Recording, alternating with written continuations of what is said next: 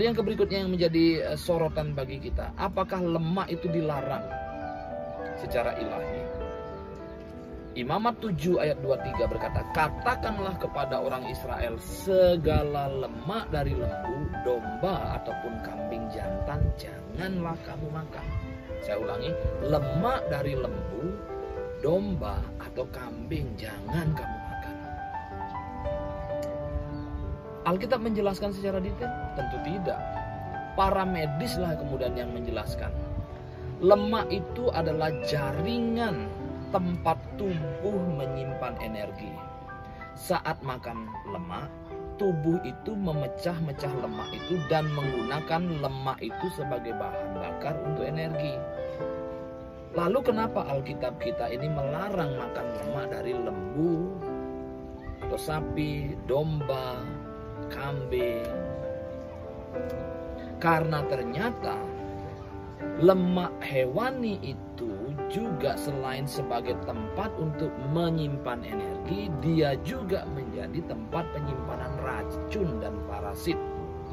Racun yang ditemukan dalam lemak hewan itu adalah DDT atau pestisida, insektisida, herbisida, antibiotik, hormon, dan berbagai bahan kimia lainnya yang telah dicerna dan dihirup oleh hewan itu.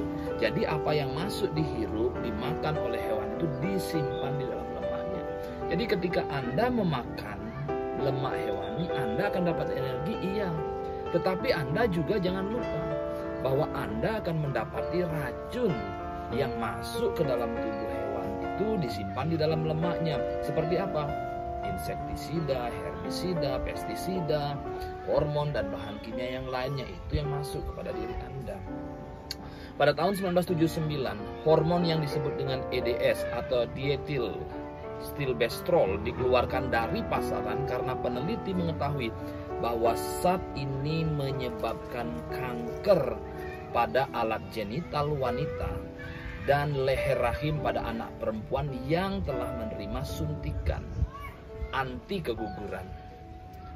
Mereka menemukan bahwa kandang ternak di seluruh Amerika menyuntikkan sapi potong mereka dengan DES atau dietil stilbestrol ini dengan tujuan agar berat badan sapi itu naik secara signifikan. Dan hormon itulah yang disimpan di dalam lemak hewani. Apakah Anda memakan? Pikirkan baik-baik.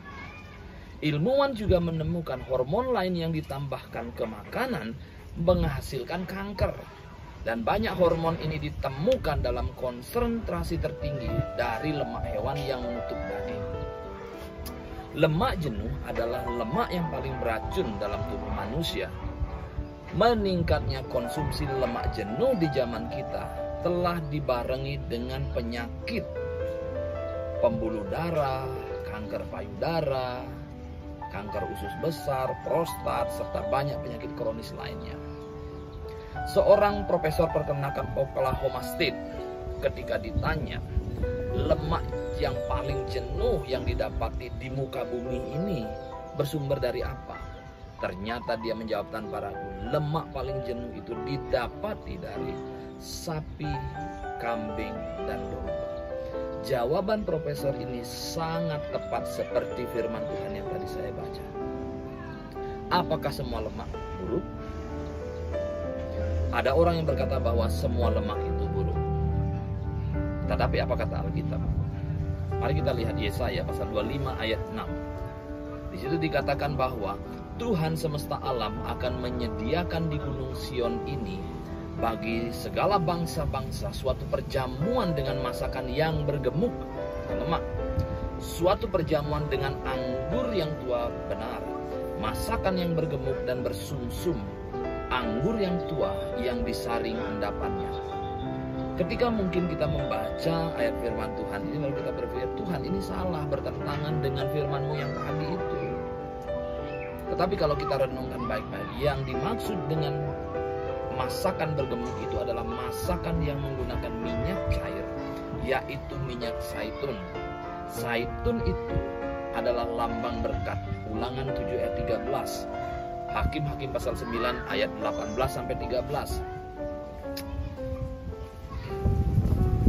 Minyak zaitun adalah komoditas yang berharga dalam kehidupan bangsa Israel.